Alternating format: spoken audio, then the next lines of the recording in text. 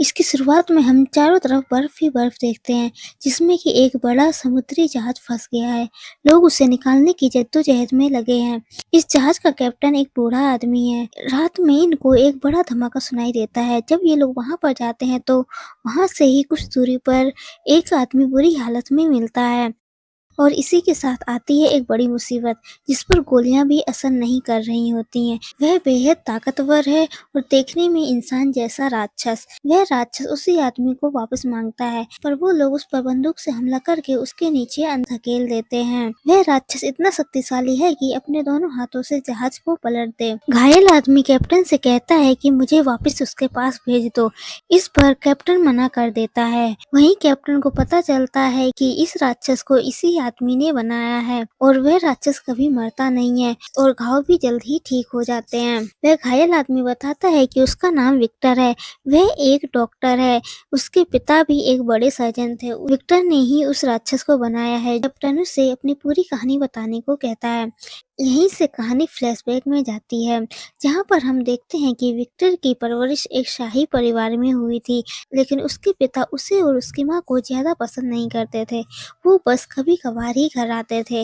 उसकी माँ की मौत एक बच्चे को जन्म देते वक्त हो जाती है। उसके बाद विक्टर की पूरी दुनिया ही बदल जाती है। वह फैसला करता है कि मैं मौत को हराऊंगा। मैं खुद ऐसा इंसान बनाऊंगा जिस पर भगवान की नहीं बल्कि मेरी हुकूमत हो, जिसमें कि उसका फरिश्ता उसे आशीर्वाद देता है। अब उसका छोटा भाई विलियम धीरे धीरे बड़ा हो रहा था। इन्हीं सालों के बीच उसके पिता की मौत हो जाती है। वेली को छोड़कर सब कुछ राख हो जाता है। उसने अपने छोटे भाई विलियम को रिश्तेदारों के पास भेज दिया है और खुद को नई खोज में झोंक दिया। जब वह पहली बार अपना प्रोजेक्ट सबके सामने लाता है तो सभी उसका मजाक उड़ाते हैं। कोई भी उसकी नई खोज पर भरोसा नहीं करता।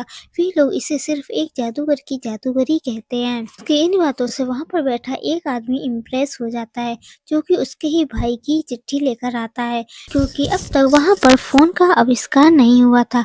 वह आदमी बताता है कि विलियम ने सगाई कर ली है और वह अपनी मंगेतर के साथ यहाँ पर मिलने आ रहा है। यह आदमी मंगेतर का ही चाचा है। वह आदमी विक्टर की इस खोज से प्रभावित होता है और वह उसे एक लिव एटम सिस्टम गिफ्ट के तौर पर देता है, जिससे कि उससे एक इंसान बनाने में ज्यादा आसानी हो। वह आदमी कहता है कि तुम्हें जो कुछ भी चाहिए वह मुझे बताना, जितना पैसा संसाधन सब कुछ।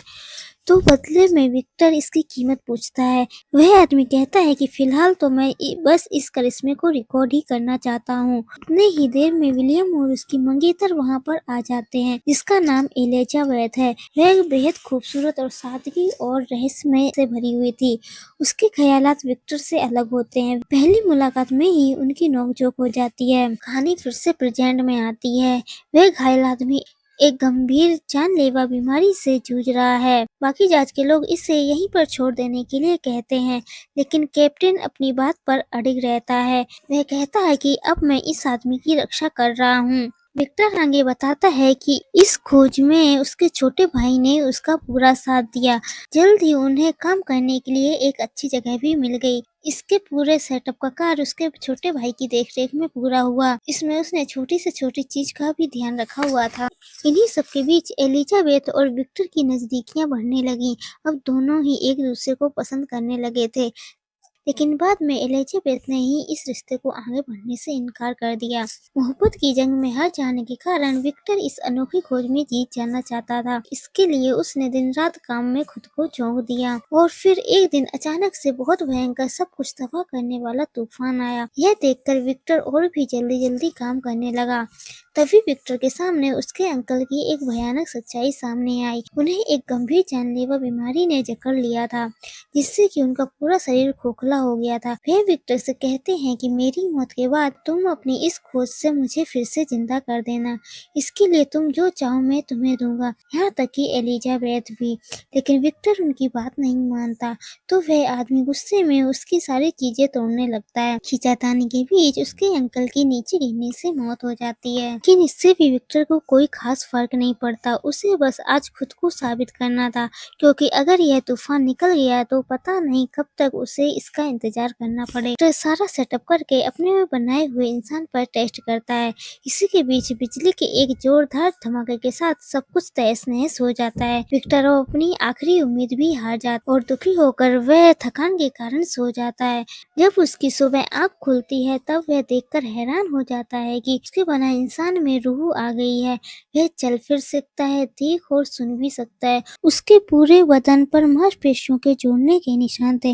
विक्टर उसे संभालने की कोशिश करता है, उस इंसान की और अपनी सुरक्षा के लिए उसे जंजीरों से बांध कर रखता है। उसे समझ नहीं आ रहा था कि उसका क्या करे, किसे इसके बारे में बताए। उसके बनाए हुए इंसान के लिए यह सब कुछ नया था। इन सब में ढालना विक्टर का बहुत ही मुश्किल काम था, क्योंकि विक्टर ने यह कभी सोचा ही नहीं था कि इसके बन जाने के बाद वह इसका क्या करेगा। जैसे ही वे दोनों हवेली में पहुंचते हैं, विक्टर एलिजाबेथ का हाथ पकड़कर जल्दी से उसे ऊपर ले जाने लगता, लेकिन वह तभी उससे उसके अंकल के बारे में पूछती है। सफेद झूठ बोलते हुए कहता है कि उसके अंकल कुछ दिनों के लिए बाहर गए हुए हैं, उसकी भी उनसे कई दिनों से मुलाकात नहीं हुई है। एलिजाबेथ घूमते हुए उसी इंसान के पास पहुंच जाती है। दोनों एक दूसरे को देखकर हैरान रह जाते हैं। एलिजाबेथ फ्रेडरिक से पूछती है कि इसे बांधकर क्यों रखा हुआ है। विलियम तो इसे देखकर बहुत ही खुश होता है। वह पूछता है कि इसमें जान कैसे आई है। रात में एलिजाबेथ फिर से उससे मिलने जाती है और उसे अपना नाम बताती है। डॉक्टर एलिजाबेथ को उससे दूर रहने को कहता है, क्योंकि उसे लगता है कि उसमें समझ नहीं है। इस पर दोनों की बहस हो जाती है। विक्टर उस इंसान को टॉर्चर करके उसे उसके नाम के अलावा कुछ भी बोलने को कहता है, पर वह इंसान ऐसा नहीं कर पाता है और गुस्से में लोहे के सरिये को ही तोड़ देता है। विक्टर बाद में अंकल की डेड बॉडी विलियम को दिखाते हुए कहता है कि यह सब उसी ने किया है। वह विलियम को एलिजाबेथ के साथ यहाँ से जाने के लिए कहता है। उनके जाते ही विक्टर पूरी हवेली में आग लगाने की तैयारी करने लगता है। एलिजाबेथ को भी इसका आभास होने लगता है, इसलिए वो फिर से हवेली की तरफ लौटने लगते हैं। विक्टर उससे आखिरी बार पूछता है, लेकिन इस बार वह एलिजाबेथ का नाम लेता है, जिससे कि विक्टर का गुस्सा भड़क जाता है और आग लगा देता है। वह इंसान चीखता चिल्लाता रह जाता है। तभी हवेली एकदम से ब्लास्ट हो जाती है, जिससे कि विक्टर का एक पैर टूट जाता है। ये सब कुछ होते हुए एलिजाबेथ और विलियम भी देखते हैं। स्टोरी फिर से प्रेजेंट में आती है। यहाँ पर कैप्टन जैसे ही दरवाजा खोलता है, वहाँ पर उसे वही राक्षस गुस्से से भरा हुआ मिलता है। उसे विक्टर रोकने की कोशिश करता है। वह राक्षस जैसा दिखने वाला इंसान कहता है कि इसने अपनी कहानी तो सुना दी, अब मेरी कहानी भी सुनो। वह अपनी स्टोरी शुरू करता है कि वह उस दिन चीखता चिल्लाता रह गया और फिर समझ गया कि वह वहाँ पर अकेला है। इतने बड़े धोखे के बाद वह गुस्से से भर गया और जंजीर तोड़कर पानी के रास्ते से भाग निकला। उसने पहली बार आसमान देखा, पंछी और पहाड़ देखे। ये सब कुछ उसके लिए बिल्कुल ही नया अनुभव था। तभी जंगल में उसे कुछ शिकारी लोग देख लेते हैं और गोली मार देते हैं, लेकिन कुछ देर बाद ही उसके जख्म भर जाते हैं। वह छुपने के लिए एक सुरक्षित घर ढूंढ लेता है।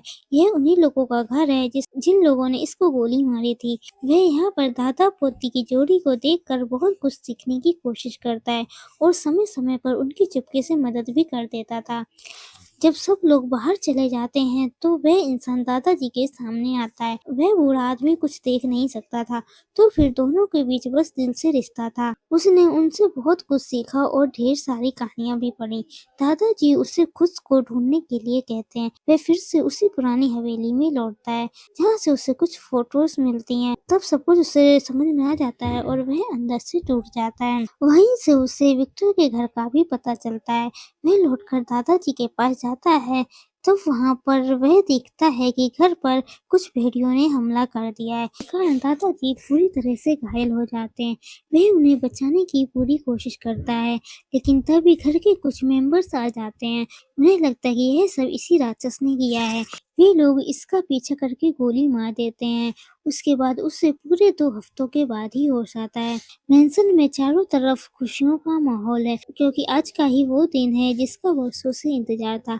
और आज ही के दिन एलिजाबेथ और विलियम शादी के बंधन में बंधने वाले। डॉक्टर एलिजाबेथ से मिलने उसके कमरे में जाता है। यह एलिजाबेथ गुस्से से भरी होती है, उसे थप्पड़ मारकर वहां से बाहर निकाल देती है। एलिजाबेथ दुल्हन के लिबास में बहुत ही ज्यादा खूबसूरत लग रही है, लेकिन उससे नहीं पता कि आगे क्या होने वाला है। तभी विक्टर से मिलने वही इंसान आता है। वह विक्टर से गुजारिश करता है कि मेरे जैसा ही एक साथी बना दो, लेकिन विक्टर अपने घमंड में उसे भला बुरा बोलता है, जिसके कारण उसका गुस्सा फूट पड़ता है। तोड़-फोड़ की आवाजें सुनकर एलिजाबेथ भी वहीं पर आ जाती है। वह उससे मिलकर बहुत खुश होती है, लेकिन यह खुशी ज्यादा देर तक नहीं टिकती। विक्टर की गोली गलती से एलिजाबेथ को ही लग जाती है। विक्टर फिर से झूठ बोलता है कि एलिजाबेथ को इसी ने मारा है। इसी मुठभेड़ में विलियम भी मारा जाता है। एलिजाबेथ उस इंसान से अपने साथ ले चलने को कहती है। इसके कुछ देर बाद ही एलिजाबेथ की मौत हो जाती है। विक्टर उसे मारने के इरादे से उसके पीछे पीछे जाता है। ऐसा करते करते कई वर्ष बीत जाते हैं।